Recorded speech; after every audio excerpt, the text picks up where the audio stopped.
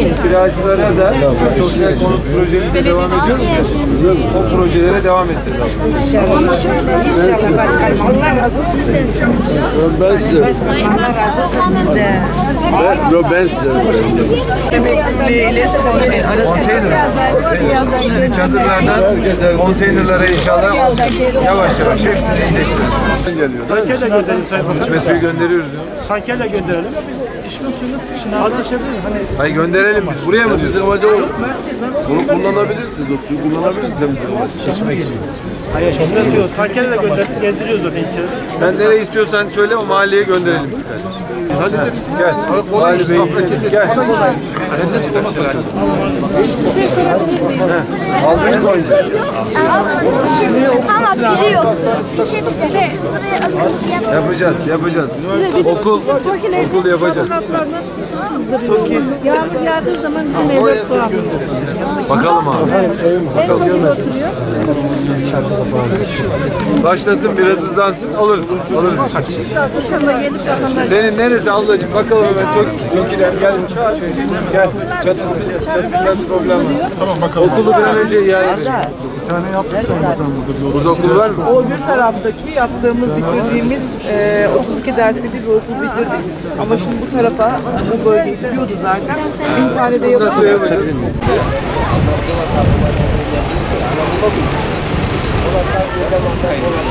Sayın Valim, değerli milletvekilim, kıymetli Büyükşehir Belediye Başkanım, TOKİ Başkanım, sizleri tüm Malatyalı kardeşlerimizi en kalbi duygularımla selamlıyorum. Bugün Selçuklu'dan Osmanlı'ya medeniyetin sesi olmuş güzel şehrimiz Malatya'mızdayız. Kahramanlar diyarı Malatya'mızdayız. Ve sözlerimin hemen başında Şanlıurfa ve Adıyaman'da meydana gelen sel felaketinde hayatını kaybeden vatandaşlarımıza Allah'tan rahmet diliyorum. Şanlıurfa'mıza, Adıyaman'ımıza bir kez daha geçmiş olsun dileklerimi iletiyorum. Hakikaten zor günler yaşıyoruz. Önce deprem, ardından da sel felaketiyle ard arda gelen doğal afetlerle imtihan oluyoruz.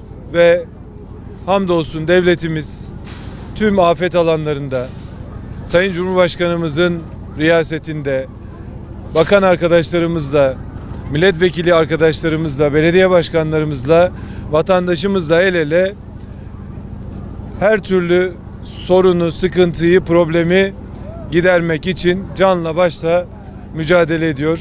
Allah'ın izniyle inşallah nasıl işte 3 yıl önce yine Malatya'mızda bir deprem meydana gelmişti ve burada bir söz vermiştik. O sözde vatandaşlarımıza konutlarını hızlı bir şekilde yetiştireceğiz, bitireceğiz demiştik ve TOKİ'mizle medeniyetimizi, kültürümüzü yansıtacak anlayışla inşaatlarımızı bitirdik. Vatandaşlarımız güven içerisinde oturuyor. Aynı bu afette de 11 ilimizde eş zamanlı bu çalışmaları yürüteceğiz. Vatandaşlarımız müsterih olsun. Ekiplerimiz tüm gücüyle sahada ve gerek selden kaynaklı hasar tespitlerinin yapılması, gerek afet sebebiyle, deprem afeti sebebiyle yapılması gerekenleri inşallah el birliği içerisinde yürüteceğiz ve bu afetlerin de üstesinden devletimiz, milletimiz güçlü bir şekilde inşallah üstesinden gelecektir. Rabbim hepimizi beterinden korusun diyorum. Depremin yaşandığı ilk andan itibaren tabii bütün kurumlarımızla birlikte sahaya koştuk. Vatandaşımızın yanına koştuk.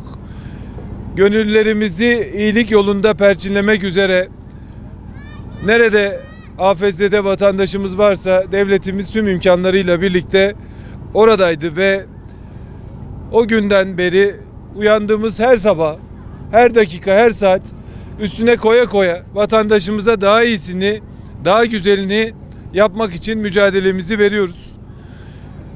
Sözümüz söz, her zaman söylüyoruz. Sayın Cumhurbaşkanımızın liderliğinde 20 yılda ne söz verdiysek o sözlerin hepsini tuttuk. Hamdolsun vatandaşlarımıza konutlarımızı bitirdik, teslim ettik. Kentsel dönüşüm dedik. Kentsel dönüşümle ilgili yapılması gerekenleri belediyelerimizle birlikte kararlı bir şekilde yürüttük. Ve burada da tüm milletimize Sayın Cumhurbaşkanımız bir söz vermiştir. Bir yıl içinde başlayacağımız konutların büyük bir kısmını tamamlayacağız ve vatandaşlarımızı güvenli konutlarına, sağlam konutlarına, aynı Malatya'da, Elazığ'da, İzmir'de, Antalya, Muğla'da olduğu gibi yine bu deprem afetinde de 11 ilimizde bütün vatandaşlarımızı konutlarına yerleştireceğiz. Malatya'mızı tarihiyle, turizmiyle, kültürüyle, sanatıyla, gerek şehrin içindeki değerleriyle, camisi, hanları, hamamları, oradaki kayısı pazarı, oradaki tüm esnafımızı, yine buradaki tarihi eserlerimizi koruyacak anlayışla hem yerinde hem de belirlediğimiz rezerv alanlarda inşa sürecini yürütüyor olacağız ve omuz omuza, milletimizle birlikte omuz omuza bu zorlu imtihandan da hep birlikte selametle çıkacağız. Tabii arama kurtarma çalışmalarını bütün illerimizde tamamladık.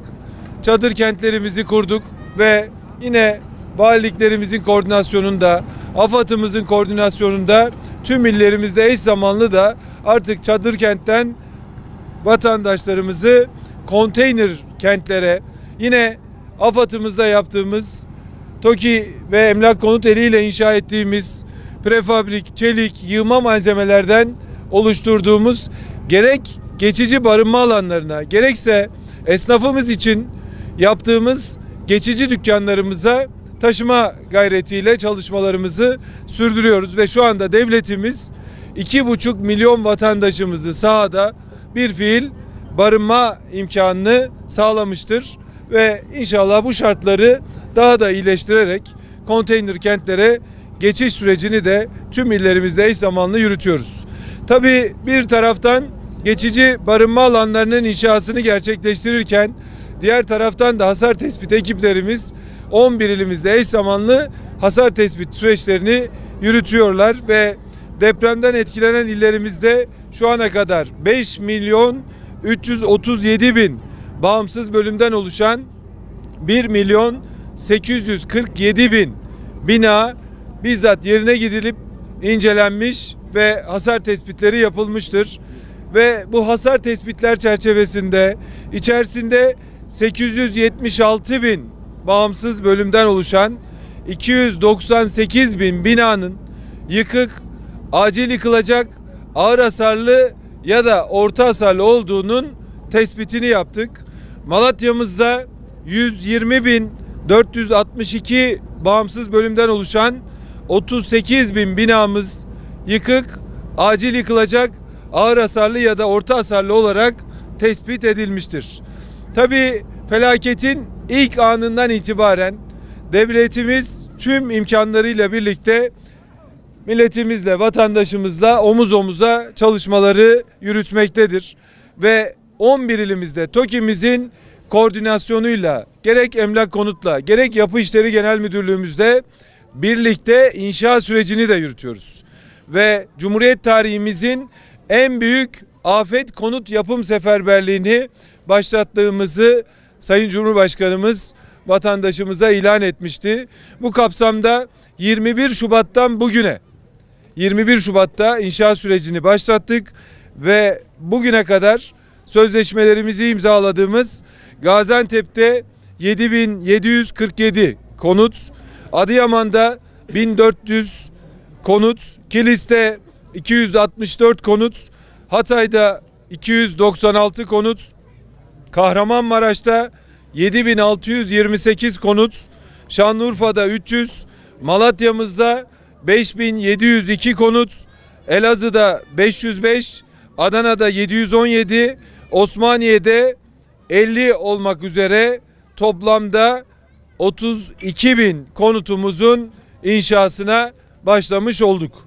İlk sözleşmelerimizi imzaladığımız illerimizde de eş zamanlı inşa faaliyetleri yürütülmektedir.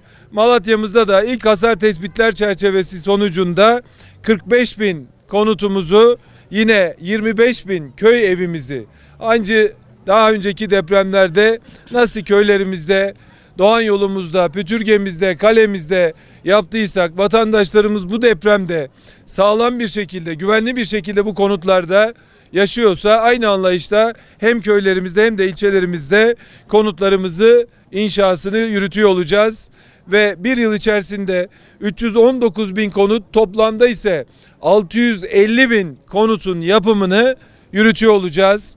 TOKİ'mizle yapacağız, emlak konutumuzla yapacağız, yapı işleriyle yapacağız. Milli Emlak Genel Müdürlüğümüzle vatandaşımıza, esnafımıza kendilerinin yapması için nasıl ilk evim, ilk iş yerim, ilk arsamdaki sistemde arsalarını verdiysek, altyapı arsalarını sunduysak, burada da gerek esnafımız için gerek vatandaşımız için bu çalışmaları 11 ilimizde yürütüyoruz ve inşallah önümüzdeki hafta itibariyle de sözleşmesini imzaladığımız 32.000 konutun 20.000 konutunun temellerini Sayın Cumhurbaşkanımızın teşrifleriyle 11 ilimizde eş zamanlı atıyor olacağız ve gerek konutlarımız gerek köy konutlarımız hızlı bir şekilde inşa süreci yürütülecektir. Ve önümüzdeki süreçte de aynı anlayışla inşallah konutlarımızı yapacağız. Tabii çalışmalarımızı yaparken de sahada bilim insanlarımızla, akademisyenlerimizle onların görüşleri, fikirleri, önerileri neyse beraber kurmuş olduğumuz ulusal risk kalkanı çerçevesinde buradaki alt çalışma gruplarıyla yine diğer hocalarımızla birlikte en doğru zeminde, en sağlam zeminde konutlarımızın inşasını gerçekleştirmeye çalışıyoruz ve yaptığımız planlamalarda işte burada okul istiyor vatandaşımız. Okuluyla, camisiyle, yeşil alanıyla, sosyal alanlarıyla şehrin içindeki demografik yapıyı koruyacağımız, kültürel yapıyı koruyacağımız, orada şehrin dokusunu yeniden ayağa kaldıracağımız anlayışla çalışmalarımızı yürütüyoruz. Ben yapımına başladığımız tüm konutlarımızın şimdiden AFS'de kardeşlerimize, vatandaşlarımıza hayırlı olmasını diliyorum. Tabii bir insanın niyeti neyse kalbinde onu büyütürmüş. Bizim niyetimiz bir an önce, bir dakika önce AFS'de vatandaşlarımızı sağlam, güvenli konutlarına yerleştirmek. Malatya'mız ve diğer afet bölgelerimizde de aynı anlayışta çalışmalarımızı yapıyor olacağız ve yeni Malatya'mızın huzurlu geleceği için Arapgir'den Battalgazi'ye, Kale'den Doğan Yol'a, Yeşilyurt'tan yine Doğanşehir'e her toprağını karış karış inşallah gayretimizle, mücadelemizle hep birlikte inşa edeceğiz. Tabii en büyük umudumuz sizleri, işte daha önceki depremlerde olduğu gibi Malatyalı kardeşlerimiz bizi iyi bilirler. Elazığlı kardeşlerimiz bizi iyi bilirler. Nasıl 3 yıl önceki depremde onlara söz verdiysek, konutlarını teslim ettiysek, yöresel mimariye uygun, zemin artı 3-4 katı geçmeyecek anlayışla yaptıysak, inşallah bu deprem afeti için de gece gündüz demeden bilim insanlarımızla, binlerce mimarımızla, mühendislerimizle, çalışma arkadaşlarımızla, AFS'de kardeşlerimizle omuz omuza vererek çalışmalarımızı devam ettireceğiz. Tarihin en saygın medeniyetlerine ev sahipliği yapmış Malatya'mızı, bu coğrafyayı yükselen Anadolu'nun muhteşem şehri Malatya yapmak için emin olun gece gündüz gayret göstereceğiz. Bir yandan sosyal konutlarımızı yapacağız ki burada da kaldığımız yerden ilk evim, ilk iş yerim projemiz kapsamındaki kurallarımıza devam ediyoruz. Oradaki inşaatlarımıza da devam ediyoruz. Ve bu anlayışla bütün çalışmalarımızı 11 ilimizde eş zamanlı yürüteceğiz ve ömrümüz vefa ettiği sürece AFS'de kardeşlerimizle el ele, kol kola Sayın Cumhurbaşkanımızın liderliğinde 20 yıldır verdiğimiz her sözü tuttuğumuz gibi inşallah Kahramanmaraş Pazarcık merkezli depremde de sözümüzü tutmaya devam edeceğiz. Yine buradan Malatya'mızdan önemli bir gelişmeyi de aziz milletimizle paylaşmak istiyorum. Kentsel dönüşümde yeni bir döneme giriyoruz. Evet, bir taraftan afet konutlarımızın inşasını yapacağız. Bir taraftan sosyal konutlarımızın inşasını yapacağız ve eş zamanlı inşa sürecini 81 ilimizde devam ettireceğiz ve kentsel dönüşümdeki kararlılığımızı da irademizi de daha da güçlendirmek adına Hazine Maliye Bakanlığımızla bir ortak çalışma yürüttük ve bu çalışma çerçevesinde vatandaşlarımızın kendi konutlarını, riskli konutlarını yenilemesi amacıyla kredi tutarımızı 1.250.000 liraya kadar çıkarmış olduk ve 1.49 faiz tavanı ve bu 1.49'luk faizin de 0.70'lik oranını bakanlığımız, Hazine Maliye Bakanlığımızla birlikte devletimiz karşılayacak ve vatandaşımız 0.79 faiz oranıyla 10 yıl vadede 1.250.000 lira çekerek kendi binasını yenilenmesine yine destek vermiş olacağız. Ayrıca yine kentsel dönüşüm sürecinde vatandaşlarımızın mağdur olmaması için sürecin daha da hızlanması adına kentsel dönüşümü yapan firmalara da ilk defa yine yapmış olduğumuz çalışma çerçevesinde Hazine Maliye Bakanlığımızla birlikte müteahhitlere de ilk kez teşvik veriyoruz. Ve burada riskli binalarda vatandaşımızla anlaşan müteahhitler 12 ay ödemesiz 48 ay vadede 250 milyon liraya kadar kredi kullanabilecek ve vatandaşlarımızın konutlarını hızlı bir şekilde yapma imkanına inşallah kavuşmuş olacak ve bu çerçevede de kentsel dönüşümü hızlandıracak ve şehirlerimizin daha dirençli hale gelmesi için kararlılığımızı bir kez daha ortaya koymuş olacağız. Ben bir kez daha tüm Malatya'mıza, depremden ilgilenen 11 ilimize geçmiş olsun dileklerimi iletiyor. Allah böyle kaza, bela bir daha yaşatmasın diyor. Hepinize saygılar sunuyorum. Teşekkür ederim.